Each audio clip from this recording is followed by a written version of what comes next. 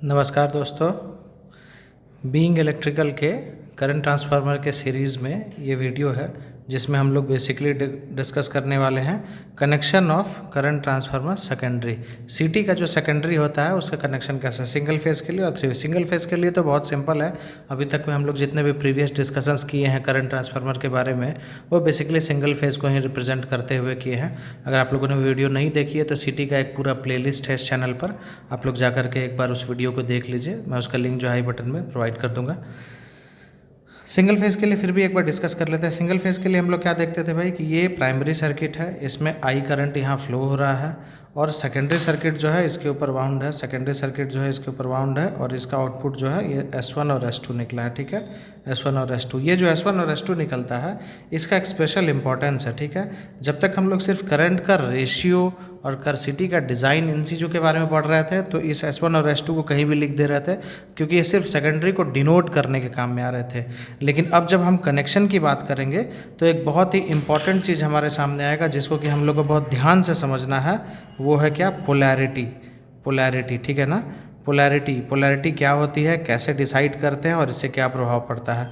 Polarity, ठीक है, polarity secondary की पोलैरिटी का मतलब क्या है कि ये करंट अगर इस कंडक्टर में ऐसे जा रहा है और S1 से S2 के बीच में एक लोड कनेक्टेड है तो इस लोड में जो करंट का फ्लो होगा वो किस डायरेक्शन होगा। इस लोड में लेफ्ट टू राइट होगा लोड का फ्लो या राइट टू लेफ्ट होगा। ये होता है पोलैरिटी। ठीक है ना, मतलब आपको जो है सेकेंडरी करंट की डायरेक्शन का पता होना चाहिए कि सेकेंडरी करंट का डायरेक्शन जो है वो किस तरफ होगा, S1 से S2 की ओर जाता हुआ या S2 से S1 की ओर जाता हुआ।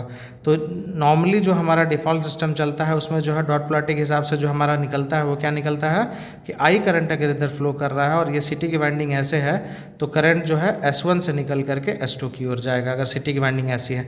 लेकिन अब इसमें क्या होता है कि भाई ये तो सिर्फ वाइंडिंग दिखाया, सिटी जो एक्चुअली स्विच यार्ड में लगा होता है, सिटी मान लीजिए स्विच यार्ड में ऐसा करके एक सिटी बना हुआ है, नीचे में जो है उसका ये पोर्सेलिन का इंसुलेटर बना हुआ है और उसके नीचे जो है सेकेंडरी बॉक्सेस बनाए हुए हैं और नीचे जो है सबस्टेशन स्ट्रक्चर बने हुए हैं। तो यहाँ पर जो स्टड जो है निकला हुआ है ये कैसे हम बेसिकली तय करेंगे इस बात को कि इसका S1 और S2 है तो ये ऐसे लिपटा हुआ और इसी तरफ से S1 आया है तो कैसे तय करेंगे कि जिधर P1 लिखा हुआ है और एक तरफ P2 लिखा रहता है। प्राइमरी टर्मिनल्स के नाम पर P1 और P2 जो है लास्ट लेक्चर में भी हम लोगों ने देखा था कि P1 और P2 जो है मेंशन किया रहता है।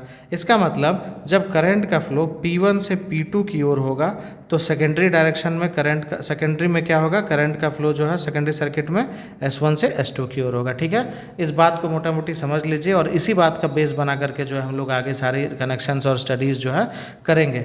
इस वीडियो में जो है हम लोग बेसिकली डिस्कस करेंगे क्या, क्यों स्टार पॉइंट करते हैं, कैसे स्टार पॉइंट करते हैं, स्टार पॉइंट में पोलैरिटी रिवर्स होने पर क्या होगा, स्टार पॉइंट से जो न्यूट्रल निकालते हैं उसका क्या इफेक्ट पड़ता है, स्टार पॉइंट के अलावा क्या और कोई और कनेक्शन कर सकते हैं, अगर करते हैं तो उसकी क्या ज़रूरत है। इन सब चीज़ों की जो है डिस्कशन हम लोग इस वीडियो में और इसके एक और नेक्स्ट वीडियो में हम लोग 2 पार्ट में इसको जो है करेंगे। चलिए, तो होता है पोलैरिटी। पोलैरिटी का मोटा मोटी मतलब क्या समझ लिए हम लोग कि अगर प्राइमरी साइड में P1 से P2 की ओर करंट फ्लो कर रहा है तो सेकेंडरी साइड में S1 से S2 की ओर करेगा।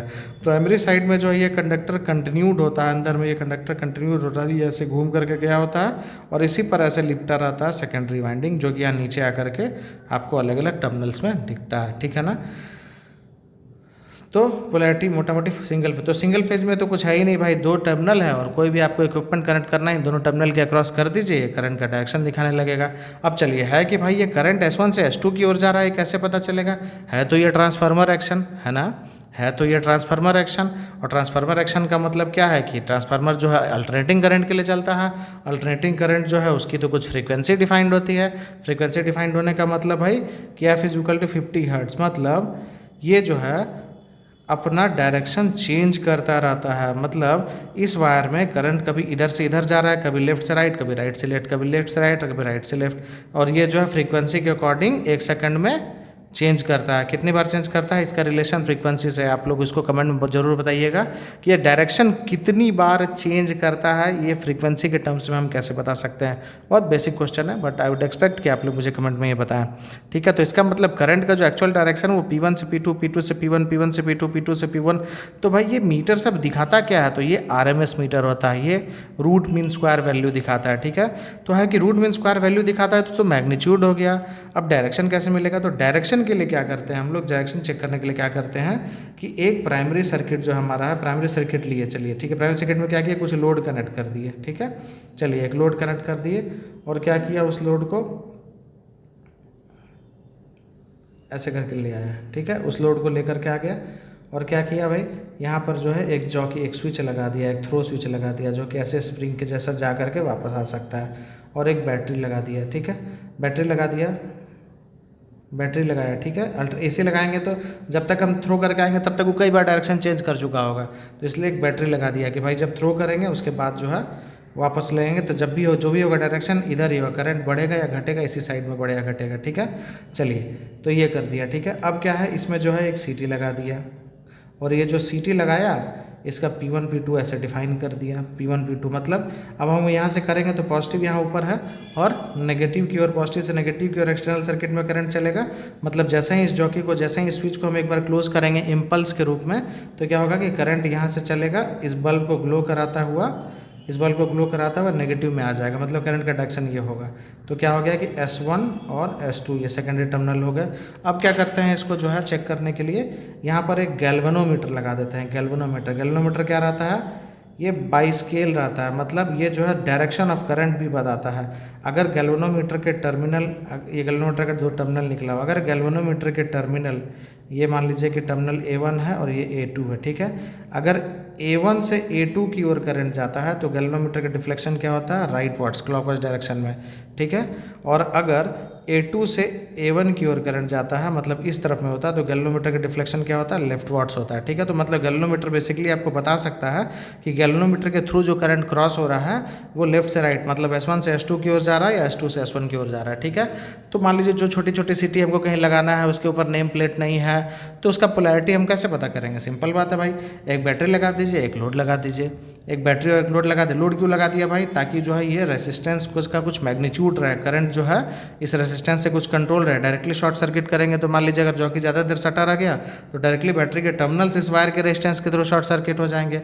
ये वायर का रेजिस्टेंस ज़्यादा नहीं होता है तो बैटरी का टर्मिनल हीट हो सकता है, बैटरी डैमेज हो सकता है, इसलिए कुछ लोड लगा दिया भाई कि करंट जो है उसको कुछ लिमिट करे। लोड क्या करता है, रेजिस्टेंस क्या करता है, लोड क्या करता है, करंट को जो है लिमिट करता है। ठीक है, तो क्या करेंगे, जैसे ही एक बार यहाँ पे एक बस इम्पल्स देंगे, मतलब लाया और वापस लेके चला गया, तुरंत बस झटके से लाया और वापस लेके चला गया, एक इम्पल्स देंगे। इम्पल्स देते क्या होगा कि करंट का एक इम्पल्स इधर से ऐसे फ्लो करेगा, बल्ब में होते हुए नेगेटिव से लौट जाएगा। तो जब इधर से फ्लो करेगा तो उसके अकॉर्डिंग जो है सेकेंडरी में भी इंडक्शन होगा, सेकेंडरी में इंडक्शन होगा तो S1 से S2 की ओर भी जो है एक फ्लो करेगा। तो अगर किसी में S1 और S2 दिया हुआ है और आपको कन्फ्यूजन हो रहा है कि पोलैरिटी पता नहीं क्या है, आप ऐसे चेक कर सकते हैं। S1 S2 नहीं दिया हुआ है और आपको S1 S2 निकालना है कि भाई किधर से किधर कब करंट फ्लो होता है, तो भी ऐसे चेक करते हैं। मतलब मोर और लेस क्या है कि आप जो है इस मेथड से पोलैरिटी जो है चेक कर सकते हैं करंट ट्रांसफार्मर की। ठीक है, अच्छा ये सिंगल फेज़ के लिए है, तो भाई ऐसा है कि 3 फेज़ के लिए कोई स्पेशल ट्रिक नहीं है। 3 फेज़ के लिए भी यही तरीका है, आप इसको चाहे तो इलेक्ट्रॉनिक किट से कर सकते हैं, लेकिन प्रोसेस यही है। 3 फेज़ के लिए भी बेसिकली क्या होता है कि अगर 3 फेज़ कहीं जा रहा है तो तीनों में अपना अपना अलग अलग CT होता है, मतलब CT जो है वो सिंगल फेज़ ही वर्क कर रहे हैं। ठीक है, इन CTs के जो आउटपुट होते हैं उनसे हम फर्दर जो है ये तीनों के आउटपुट को कंबाइन करके और जो है हम 3 फेज़ सिस्टम डेवलप करते हैं। लेकिन CTs जो है एक्चुअली वो सिंगल फेज़ ही कनेक्टेड होते हैं। तो जब भी कभी ऐसे CT की चेक करने की बात आए तो इंडिविजुअल CTs के लिए हमको क्या करना है, एक पोलैरिटी टेस्ट करना है। ठीक है, अगर हमको S1 S2 के बारे में पता नहीं चल रहा है, क्योंकि कनेक्शन के लिए पोलैरिटी बहुत ज़रूरी है। ठीक है, एक चीज़ हो गई। दूसरी चीज़ क्या है, पोलैरिटी के अलावा रेशियो। ठीक है, रेशियो। तो चलिए हम लोग जस्ट इसके अगले वीडियो में देखते हैं कि हम लोग रेशियो कैसे चेक कर सकते हैं, रेशियो चेक करने का क्या तरीका है। मुझे कोई मौका मिलेगा तो मैं जो है इसको प्रैक्टिकली करके भी दिखाऊंगा। एक गैल्वेनोमीटर से ये आसानी से चेक हो जाता है।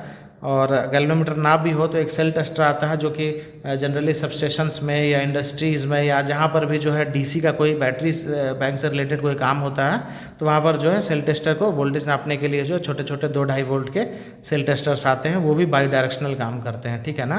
तो उनके माध्यम से भी जो है हम ये चीज़ कर सकते हैं। मतलब डीसी का बेसिकली मेजरमेंट करने वाला जो इक्विपमेंट है ना वो डायरेक्शन दिखा देता है और यहाँ पर हमें बस डायरेक्शन जानने की ज़रूरत है, ठीक है ना। तो ये हो गया हमारा क्या, पोलैरिटी। बेसिकली हमने जो है यहाँ पे क्या देखा, पोलैरिटी के बारे में देखा। आशा करता हूँ कि पोलैरिटी को समझने में जो है आसानी हुई होगी। इस पोलैरिटी का यूज़ आगे हम लोग जो है कनेक्शन में करेंगे। इसके बाद जो है नेक्स्ट लेक्चर में देख रहे हैं क्या, रेशियो। तो चलिए साथ बने रहिए, नेक्स्ट लेक्चर हम लोग तुरंत करेंगे। नेक्स्ट वीडियो में जो हम लोग रेशियो के बारे में जानेंगे। वीडियो को लाइक कर दीजिएगा, अपने दोस्तों के साथ शेयर कर लीजिएगा और सब्सक्राइब कर लीजिए चैनल को अगर आप पहली बार आए हैं। और चैनल पर जो बाकी वीडियोज़ है एक बार उन्हें देखिए। आई होप कि आपके लिए बहुत फ़ायदेमंद हो।